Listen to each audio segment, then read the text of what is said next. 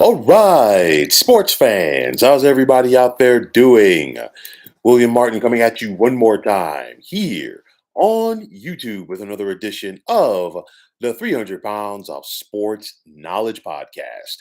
It's official as Quin Snyder is now the new head coach of the Atlanta Hawks.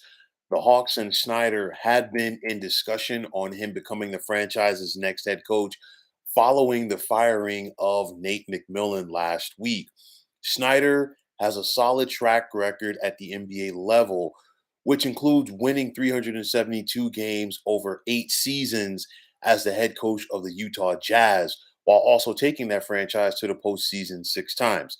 Now, first and foremost, one of the questions for me is what's going on with the Hawks because this was a team that just 2 years ago reached the Eastern Conference Finals. And it's been a downward spiral. They've been up and down ever since this season, at least. And the next thing you know, they're parting with Nate McMillan. Now, for me, the Hawks are in desperate need of stability as Snyder is going to be the third different head coach that All Star guard Trey Young will be playing for. And whether people deem it fair or not, there are going to be some people that are going to throw criticism the way of the young star guard in Atlanta due to the fact that there's so much coaching upheaval. Now, aside from the coaching upheavals, Atlanta needs consistency in their front office as well at the general manager position. It looks like Landry Fields is going to be the guy going forward, but nonetheless, him, Schneider, and of course, star players like Young, everybody needs to be on the same page. Now, one thing I will say about Snyder, he is going to preach efficiency, as under him, Utah was typically one of the better perimeter shooting teams in the NBA. While the Hawks from beyond the 3 point line, they're 21st in the NBA this season. Now, for me, Snyder's arrival is going to be good on both the short term front as well as the long term front. I say the short term front because, regardless of the sport, whenever there is a coaching change, players get a spark because at the end of the day, the players, when they're underperforming, you can't fire the players, you fire the coaches. And, players know that, hey, they got to step up their act. They really have to step up their act now because this is not a scenario for the Hawks where they just promoted the assistant coach, let him be the interim guy for the rest of the season. Maybe he gets the job. No. And obviously, there would be some familiarity there. They went outside of their system. They went outside of their building. So now everybody's got to go out there and prove themselves to Quinn Snyder. And of course, if your name isn't a Trey Young, you got to go out there and show why this team needs to commit to you on the long term basis. Long term wise, Snyder's going to give this team some stability. He's also going to give them a system. And that is so important because aside from the Atlanta Hawks, it's too much right now over the NBA where too many teams, not all teams, but too many teams right now, in my opinion, don't really have a system. You got guys going out there and playing basketball, and at the end of the day, the proof is in the pudding as far as the win-loss records for some of these teams, where you just got five guys running up and down the court. No team ball. Everybody's playing for themselves. No connection on the defensive end of the court. You name it. But the bottom line is Snyder is going to give this team a system to run with and build off of. Now, for Atlanta, they're going to have some questions for themselves during the offseason once they get there. First and foremost, is John Collins going to be with this team long term? He signed the extension. He's under contract through 2025 with an option for the 2026 season. But nonetheless, is he going to be a guy in the mix? And I say that because Deontay Murray, who Atlanta acquired from the San Antonio Spurs in the offseason, his contract is up after next season. And, is he going to be a part of it? And if you bring Murray back, would you want to keep him young and John Collins at the hefty price tag? So we got to wait and see.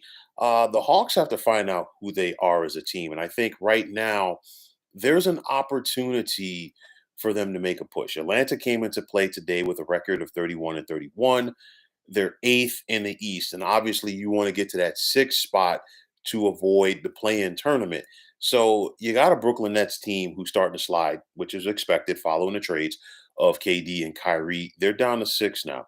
And we saw Atlanta, win a wild one the other day at home against the Nets. So you have an opportunity to overtake them. You're 2 games behind the Miami Heat for seventh as well. So let's see if the Hawks can try to make a run and get on the other side of this playoff scenario. But nonetheless, you look at this Hawks team. Yes, they made that run to the Eastern Conference Finals 2 years ago. But you look at the way that the Hawks are constructed. You have a solid big in John Collins. He's not going to be a guy that's going to get you 20 and 15 on a nightly basis. I get it.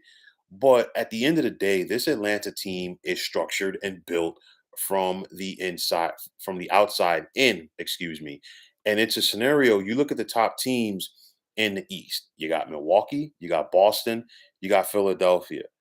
And I know that the Hawks did beat the Sixers in a playoff series 2 years ago, but nonetheless, you look at the way that this Hawks team is structured. Do they have enough to get past those 3 teams in the Eastern Conference? And the answer is no. It's a scenario where, okay, Trey Young is your guy. I get it. But you bring in a guy like Deontay Murray, and it's just going to be more of a perimeter oriented team. They've got to find something in the half court to try to balance things out. And if they are unable to, they're going to be a team that can get to the playoffs, possibly be one and done, possibly win a series. And I mean, you bring in a guy like Quin Snyder, his Utah teams were typically perimeter oriented. And for the most part, Utah was not a squad that was going to advance deep into the Western Conference playoffs consistently. So it's going to be interesting to see how this thing works out for the Hawks. But nonetheless, short term, I think the Snyder arrival will provide a spark for this team. I think the Hawks are more than capable of getting to the postseason, but at the end of the day, I don't think anybody should go out there and expect the Hawks to make a deep run to through the NBA playoffs, whether it be the Eastern Conference Finals or even the NBA Finals. I look at Milwaukee, Boston, and Philly. They are the top dogs in the Eastern Conference, and the Hawks simply are not on that level. Good enough to be a playoff team, exciting, on a nightly basis with a guy like Trey Young, but nonetheless, it is what it is. It's one of those where I was kind of surprised by the firing of Nate McMillan, but I wasn't surprised at the same time. I was surprised that Atlanta went out there and brought in Quin Snyder. Quin Snyder definitely still had the itch to coach after parting with the Utah Jazz. And now let's see how things work out for him with Trey Young in the ATL. So, folks, that's going to wrap it up. And as always, I want to take this time out to thank you for tuning into the 300 Pounds of Sports Knowledge podcast here on YouTube. I want to take this time out to thank all of you fine folks out there for tuning in. And if you have not already, please feel free to subscribe to this channel. Now, if you're on Twitter, please feel free to follow me at 300 Pounds of Sports. And like I always say, if you follow me, it will be my pleasure to follow you right back.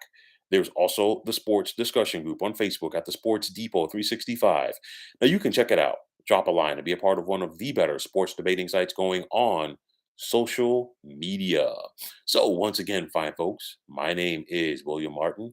I am signing off, saying take care and have yourselves a wonderful day.